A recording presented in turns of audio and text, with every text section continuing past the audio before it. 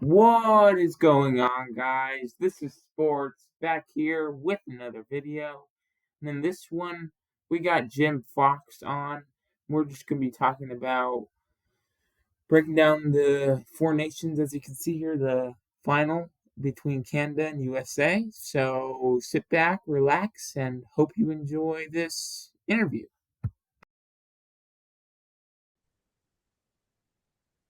What is going on, guys? I'm pleased to be joined by none other than Jim Fox again. Do you want to say hello? Hey, Glenn, how you doing? What's going on? Not much, not much. We're going to be talking about the Four Nations face-off, as you can see behind me. We got the logo up.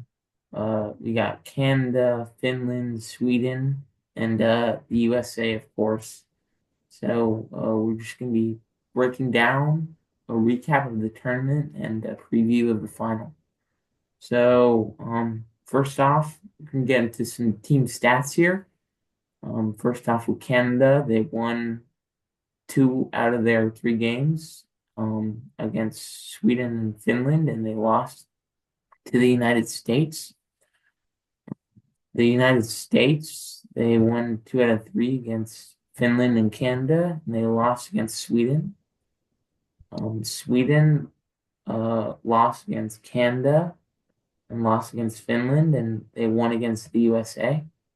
And Finland, they lost against USA. They won against Sweden, and they lost against Canada. So really, really um, good couple of games for us to watch and see. I mean, these teams are pretty stacked from the best talent and like all across the NHL. Yeah, they are, and it's interesting. I think each team has their own personality. I think the Finns are always known as this gritty team that doesn't necessarily have all the skill and talent of the other teams, but they always seem to be a pain in the butt. Sweden can come at you pretty hard. Again, Sweden beat the U.S., but the U.S. didn't really have to win that game because they were already in the final. Canada found themselves on the last day of the tournament having to beat Finland in regulation to at least guarantee their spot. So I think everyone expected U.S. Canada in the final, and that's exactly what we're getting. Yeah, and like to reflect on that, I think it was like a big shocker that Canada lost against the USA because just like the amount of like of the better talent they have on the roster, like Sidney Crosby and Connor McDavid. Well, Flynn, this year I think if I'm not mistaken, I think the U.S. was favored coming into the tournament, and they've come a long way. Yeah. Uh, Certainly, they've been on par with Canada over the last 10 years or so, but Canada's always found a way, it seems, to win. But I think, if we're previewing the final game, Charlie McAvoy got hurt, in the previous game. So that's a big, big loss back on the blue line for the U.S. team. Now they have more than that as far as injuries back on the blue line, but so does Canada. Coming Hmm. to the tournament, they had Pietrangelo from Vegas who could not make it due to injury. They lost Theodore from Vegas during the tournament. Drew Doughty had to sub in from the Kings to go and play for Canada. So I think you're seeing maybe a chance for maybe a little bit more high scoring than we would expect it in the final because both teams are a little bit thin back on the blue line because of injuries.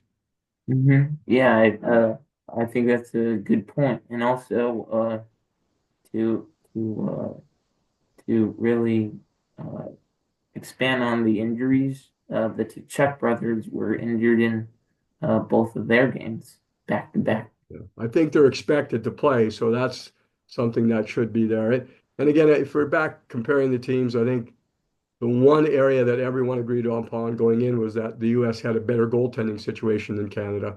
And I Mhm. think through the round robin part of the tournament, I think that showed through. I think Bennington for Canada was a little bit, he had a few holes in his game.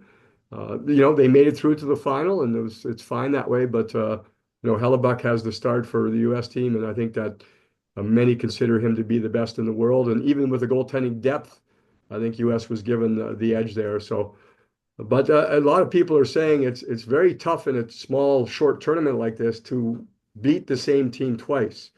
It's very Mhm. difficult to do. So that is the task for Team USA to try and beat Canada twice when Canada can only win one game here against the US and win the whole tournament. Yeah, exactly. I agree. And now I was wondering if there were any moments that shocked you in this tournament so far. Well, the start of the Canada-US game was interesting for sure with all the three scraps right off the bat. I Hmm. think that had a lot to do maybe with going on off the ice and the national anthem being booed and all those things. So, but it Yeah. did create something a little bit more interesting, something for people to, they don't necessarily have to be hockey fans to get into that type of a game. Hmm. But overall, you know what? I think in a tournament like this, I think we get a chance to discover that they're all stars, as you mentioned earlier. They're all top players, but for instance, Zach Werenski plays for the Columbus Blue Jackets. It's a very small market, so Yeah. he doesn't get a lot of popular publicity around when he plays during his regular season. Now he gets into this type of a tournament, and everyone gets a chance to see him playing with great players, but then just his own talent by itself, it really shows through a little bit more. So I think that's true for just about every team who has a player that maybe comes from an area that's not necessarily as popular as, back east and the Northeast and things of that sort, in Chicago and the Midwest, all those. So it does give us a chance to see those players that we might not really know a lot about, but when you see them in this tournament, you find out how good they are. Yeah, of course. And then another question I had, which is like, what team has been most interesting for you to watch so far? Yeah, to me, it's Team Canada because I was born in Canada. I'm a dual citizen now. I have both citizenship with the U.S. and Canada. But the pressure is certainly on Canada. Yeah. Maybe it helps them because the final game's played in Boston. It's not at home, so the pressure kind of is lessened a little bit. Um, but they're interesting to me because again, I felt they didn't have solid goaltending going into the tournament. And how do you get around that? How do you make sure you win games when sometimes if the goalie's not stopping the puck, you don't have a choice. It's over in a quick tournament like that. You don't have a lot of chance to make a lot of different choices and pull goaltenders, all those things. So I think that's the thing that caught my eye. And again, just because of the Kings and Drew Doughty being added late, I think that made it interesting to me to see how he would play. And I think there's no question that it was a huge, huge positive for the Kings to have Drew in the tournament because he only played 6 games after the long time out with a broken ankle. So Yeah. now he's going to be able to play at the most elite level. And once the season starts again, he's not going to be tired. He's just been coming into his prime for the rest of the year, hopefully, and obviously, hopefully, into the playoffs. Yeah. I think that's a valid point you make there. And then moving on to my another question I have is, what do you think are some of the strengths and weaknesses in each team? Well, I think when you look down the center ice, I think both teams are very strong. And again, I think that's you have a point for Canada playing on the wing. That's how strong they are down to the middle. Hmm. Matthews, I think, is for the U.S. is proving that, as a centerman, he's known now more for just scoring. I think he's rounded out his game. Same with Jack Eichel from Vegas. When you have those two guys as your top two centermen, you got a pretty good team. Now you look at Canada, you got Crosby, you got McDavid, you got McKinnon, you got all these. So that's where it is. But I think it was interesting because I think Team USA this year, they decided to be a little bit more physical and they selected their team around that, looking for Hmm. size and players that play on edge. And Canada in the past has been known for that. So now they're kind of the younger brother, so to speak, to Team USA in that capacity. And they have to find a way to get it going. So again, weaknesses, strengths, I think, the goaltending again, US throughout strong, strong, strong. In Canada, very thin back in goal. Yeah. I can definitely see that as well. And then moving on to players, are there any standout players that you think like stood out so far in the tournament? Well, I was really glad to see Adrian Kempe for Sweden play as well as Yeah. he did. And then the ice time the coaches were giving him, that's probably the one way to determine how the coaches think of you. And it's a small tournament. They know who he is, obviously, but they haven't necessarily had them in this environment. And Adrian was probably the top forward for Team Sweden. So That was Hmm. huge to see. It's a bonus for the Kings when he comes back because again, I think to be honest, to a lot of people back east, he's probably not as well known as some other guys. So they had a chance to Yeah, see him up close and personal. But Jack Eichel, he catches my eye all the time from Team USA in the middle. Probably because we play against him quite a bit when he's in Vegas. You don't like to play against him, but very, very, and Zach Werenski, the player I mentioned from the Columbus Blue Jackets, I think he's caught a lot of people's attention. I think it was very interesting. Again, they're not going to have Charlie McAvoy for the final, but I thought he was really good because, in Boston, I think he has to do everything. They're not as yeah, deep as they once were there. So he's kind of spread thin. When he gets to Team USA, he doesn't have to do everything. And I think he could really focus in on shutting down the other team. And I thought he did a phenomenal job there.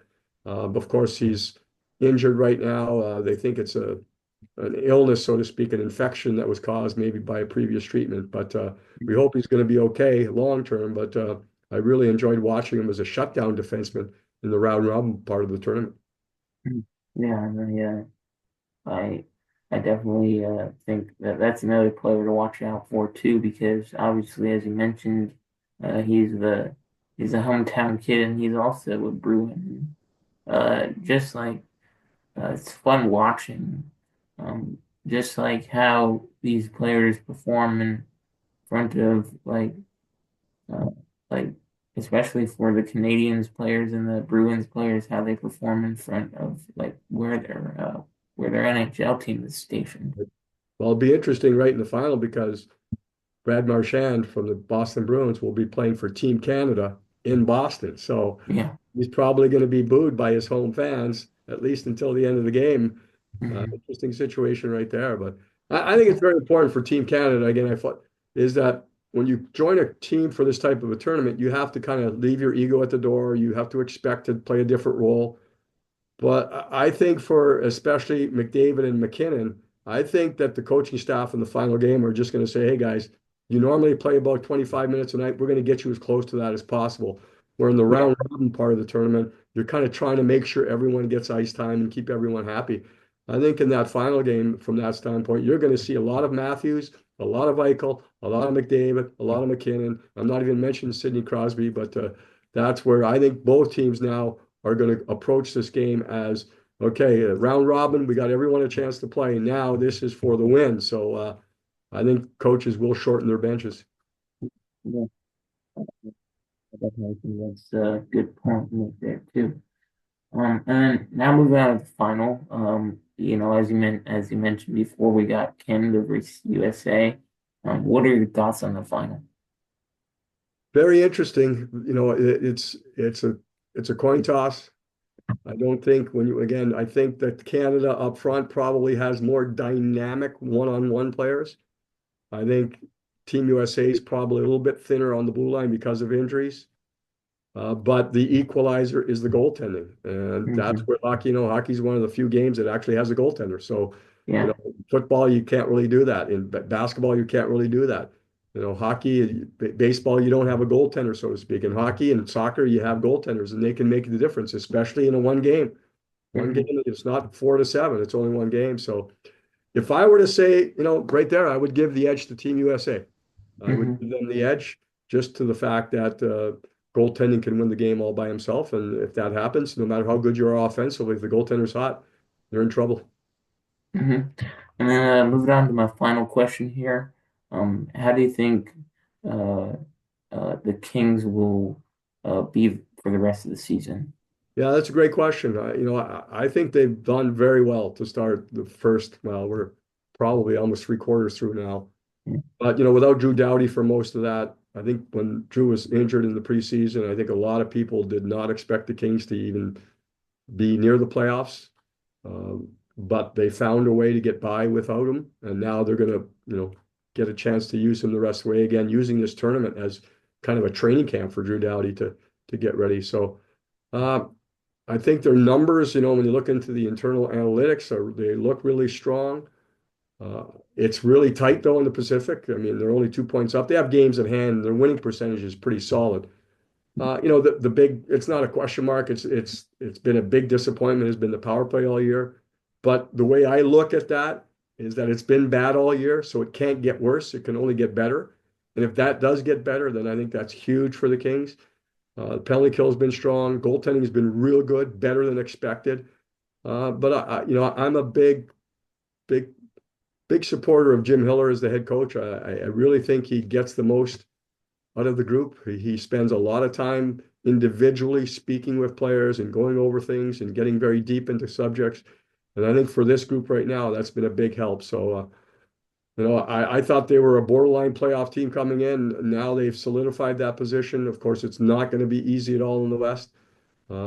Maybe in the East, there's a little bit more few, you can kind of look at things, but in the Mhm. West, it's going to be difficult. But I just expect them to play like they did in the first part of the season. And if they do, that's good enough to get in.